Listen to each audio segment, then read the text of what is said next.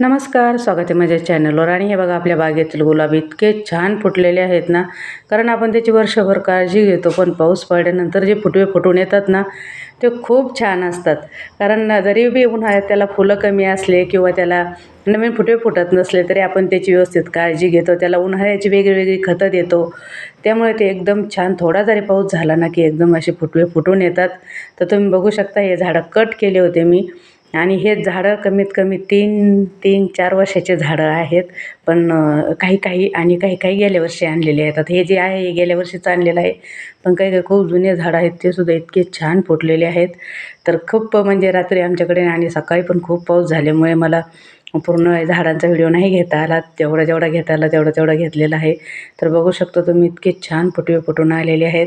तर तुम्हाला तर माहितीच आहे, मी नेहमी वेगळे खतच देत असते त्याला, वेगळे लिक्विड खतं देत असते. तर त्यामुळे खूप छान असे गुलाब आपले आता फुटून आलेले आहेत. आणि इथून पुढे गुलाबाची फुलं आपल्या गार्डनमध्ये होणार आहेत. आपल्या सुंदर बागेत सुंदर गुलाबाची फुलं. तर आता त्याच्या कुंड्या, पाऊस असल्यामुळे कुंड्या वगैरे काय उकरून देता नाही आल्या मला आज, पण द्यावा लागणार आहेत.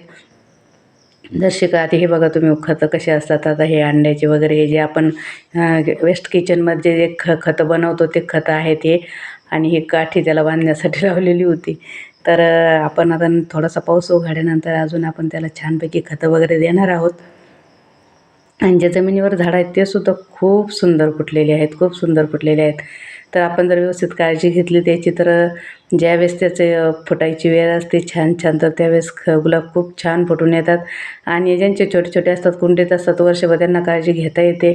म्हणजे नाही का, तसं तर छाटणी वगैरे करता येते. पण कसं आहे, बाकीचे मग सगळंच बघायचं म्हटल्यावर नाही एवढं लक्ष देणं होत.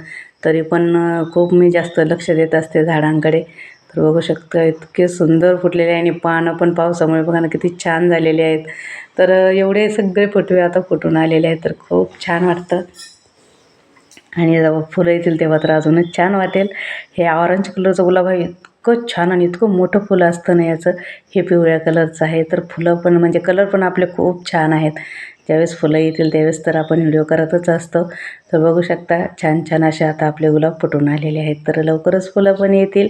आणि आज काय आम्ही शेतात वगैरे जाणार आहोत. काल खूप पाऊस झालेला आहे, आम्ही खूप भिजून आलेलो आहे रानातून.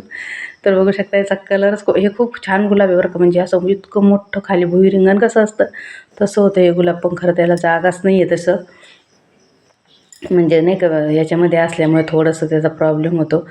तर बघू शकता, असे इतके म्हणजे मोठे कोंब निघून आलेले आहेत काही गुलाबाला. आणि हे जुने गुलाब आहेत, म्हणजे 2-3 वर्षापूर्वीचे आहेत हे गुलाब.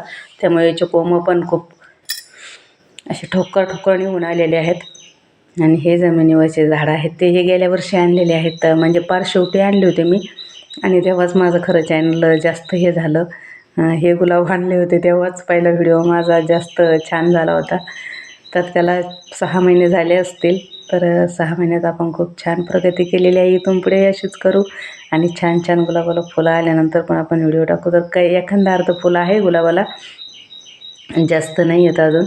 आता इथून पुढे येतीलच. तर एकदम छोटासा व्हिडिओ बनवला आज, कारण आज घरीच आहोत आणि खूप पाऊस चालू आहे इकडे. तर म्हटलं चला छोटासा व्हिडिओ बनवून टाकूया.